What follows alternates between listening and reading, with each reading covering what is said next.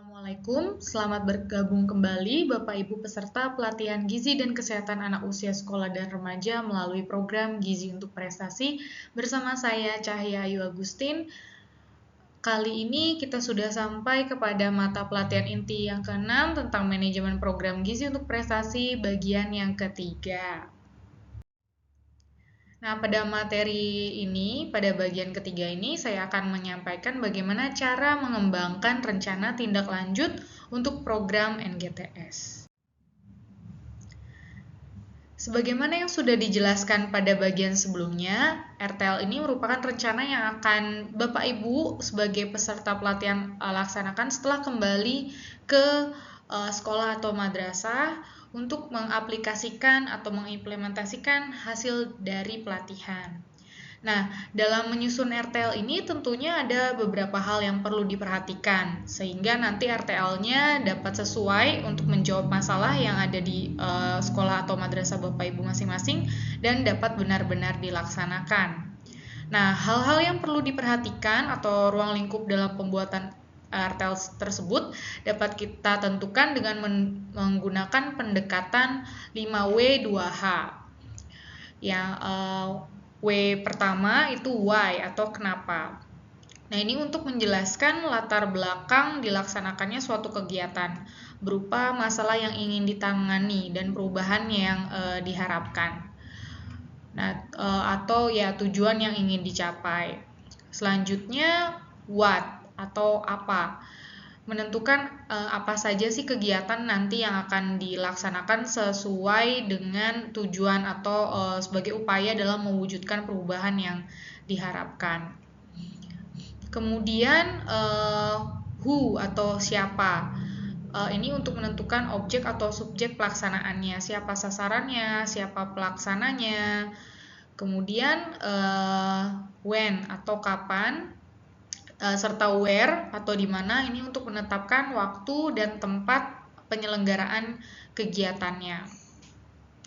Lalu setelah 5W tadi ada 2H. H yang pertama adalah how atau bagaimana. Ini untuk menentukan metode atau cara kegiatan itu dilaksanakan, untuk mengeksekusinya caranya seperti apa, metodenya seperti apa. Dan H yang terakhir yaitu how much atau how many, berapa atau seberapa besar, ini untuk menentukan seberapa banyak atau seberapa besar biaya dan sumber daya lain yang dibutuhkan dalam melaksanakan kegiatan-kegiatan atau RTL ini, seperti itu. Lalu apa saja komponen-komponen penting yang ada dalam RTL? Mari kita bahas satu persatu. Yang pertama ini adalah tujuan. Nah, tujuan ini harus menjawab masalah gizi atau kesehatan apa yang ingin diatasi. Nah, dalam menentukan tujuan ini perlu memperhatikan kriteria SMART. SMART itu terdiri dari S atau spesifik, jelas dan tidak ambigu.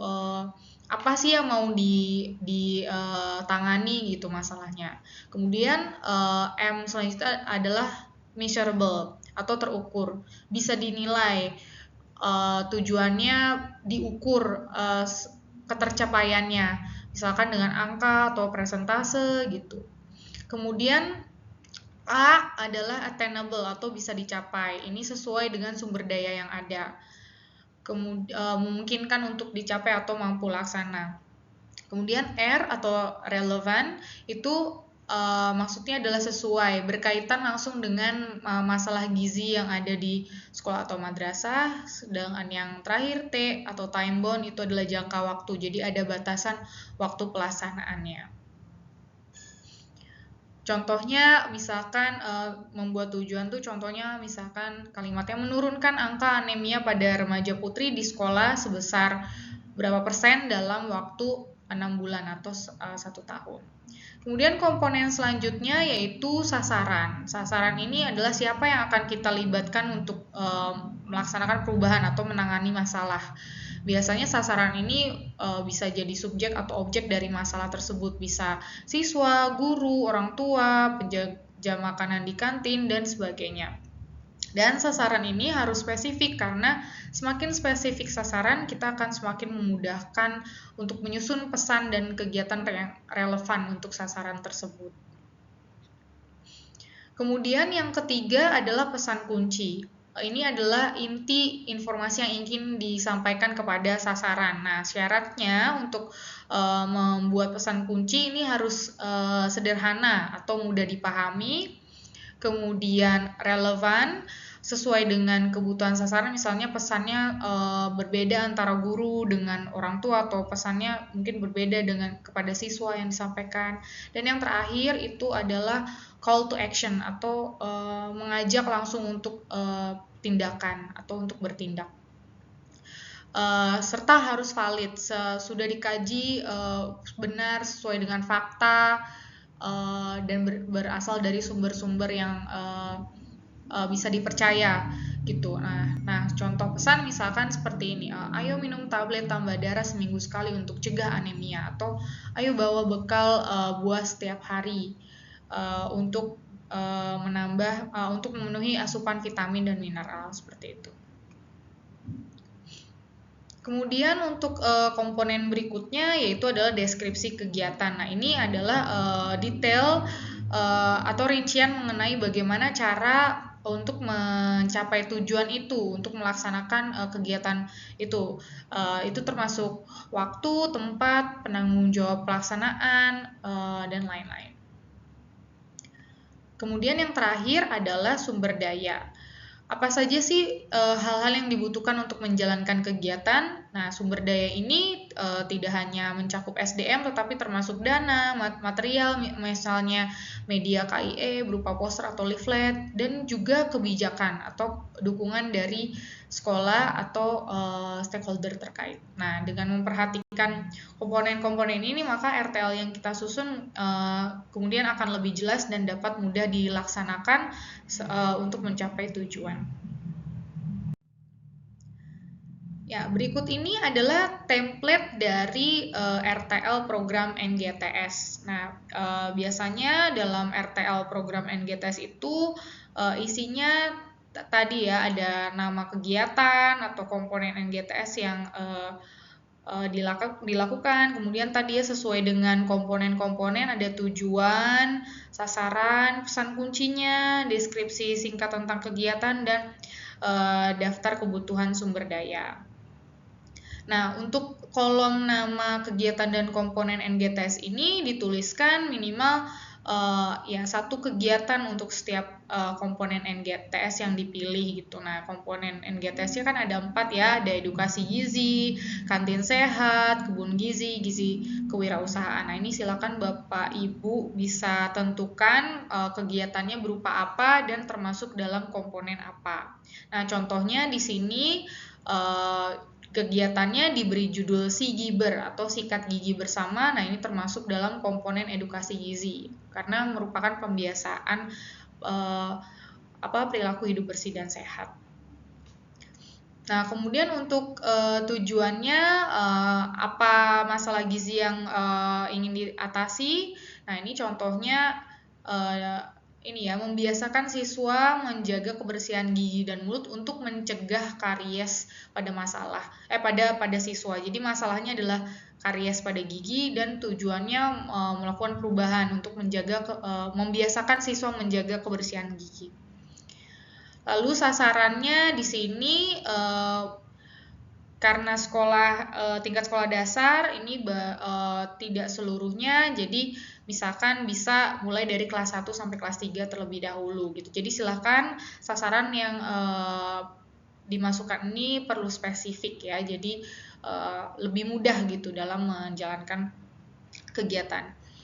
Kemudian pesan kunci yang disampaikan mungkin dalam satu kegiatan, karena ini bisa banyak pesan kuncinya. Contohnya di sini pesan kunci pertama adalah jika sisa makanan yang menempel pada gigi dan gusi tidak dibersihkan, maka kuman mengubahnya menjadi asam dan membuat gigi berlubang. Jadi ini lebih ke alasannya kenapa gitu. Terus ada ajakannya, itu menggosok gigi minimal 2 kali sehari, yaitu sebelum makan dan sebelum tidur, dan menyampaikan juga cara menggosok gigi yang benar seperti apa gitu. Nah, lalu di bagian deskripsi kegiatan di sini dijelaskan bagaimana sih cara melaksanakan kegiatan si Giber ini.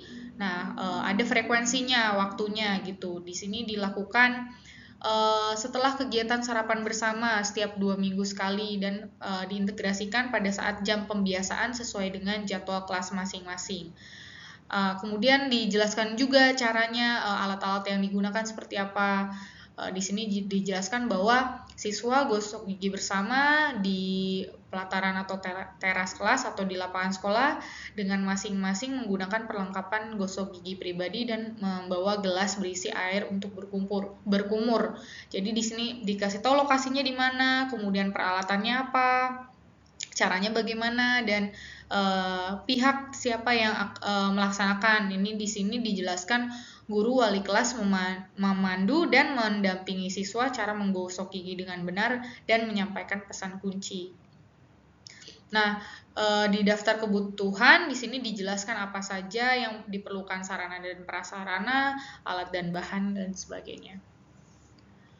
Baik, selanjutnya berikut ini adalah contoh lain dari RTL program NGTS yang mengambil komponen lain, yaitu kebun gizi. Kegiatannya berupa pengembangan kebun aquaponik, dan ini dilaksanakannya pada sekolah tingkat menengah atas yang lebih advance, sehingga kegiatannya lebih kompleks seperti itu. Nah, Bapak Ibu mungkin bisa melihatnya lebih jelas dan lebih lanjut pada materi PPT yang telah diberikan melalui MOC. Nah, Bapak Ibu mungkin sudah mulai mendapat gambaran kira-kira apa saja kegiatan yang bisa Bapak Ibu laksanakan di sekolah atau madrasah masing-masing. Nah, sebagaimana kriteria RTL yang baik, tentu saja perlu adanya partisipasi aktif oleh warga sekolah, khususnya siswa. Nah, di sini kami bisa Bapak Ibu bisa lihat contoh-contoh pelibatan siswa dalam kegiatan edukasi gizi di sekolah. Misalkan untuk kegiatan minum tablet tambah darah bagi rematri gitu, anak-anak bisa dilibatkan sebagai koordinator dalam mendistribusikan dan juga mungkin mencatat atau mengawasi konsumsi dari tablet tambah darah tersebut kepada rekan-rekan sebayanya. Kemudian bisa juga pada kegiatan sarapan bersama guru melakukan pengawasan, tetapi juga siswa bisa juga dilibatkan dalam menyampaikan sesi edukasi, misalkan literasi gizi seperti itu, atau juga bisa membantu mencatat kepatuhan rekan-rekannya masing-masing, apakah sudah membawa bekal atau bekalnya sudah sesuai dengan pedoman isi piringku atau tidak gitu, dan lain-lain ya. Nanti Bapak Ibu bisa berdiskusi lebih lanjut dengan rekan-rekan kira-kira apa saja kegiatan yang bisa dilaksanakan dan disusun ke dalam RTL sekolah Bapak Ibu masing-masing. Nah, untuk panduan penugasan pada mata pelatihan kali ini, Bapak Ibu diminta untuk menyusun RTL sebagai tugas kelompok. Jadi kelompoknya sesuai dengan sekolah atau madrasah Bapak Ibu masing-masing. Kemudian diharapkan komponen NGTS yang Bapak Ibu lakukan itu minimal ada 2 komponen, disesuaikan dengan kebutuhan atau sumber daya Bapak Ibu yang ada di sekolah atau madrasah masing-masing. Dan 1 komponen dapat dirancang dengan 1 kegiatan atau lebih. Misalkan komponen edukasi gizi, mungkin tidak hanya 1 kegiatan sarapan bersama, misalkan bisa juga ditambah senam bersama dan lain-lain, atau mungkin kebun juga seperti itu. Tidak hanya pembudidayaannya, tapi juga bisa jadi kebunnya dipakai untuk sarana media edukasi gizi, misalkan seperti itu. Nah, RTL ini disusun untuk selama 1 tahun. Kegiatannya ini bisa tadi ya, aktivitas sederhana maupun laksana dan mempertimbangkan sumber daya yang ada di sekolah.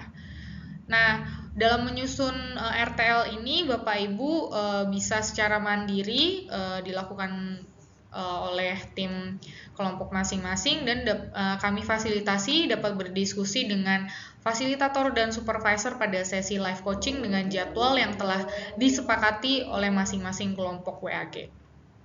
Nanti RTL yang sudah dibuat akan dipresentasikan sesuai dengan jadwal presentasi yang akan ditetapkan oleh panitia, dan durasi presentasi RTL tersebut adalah 10 menit setiap kelompok.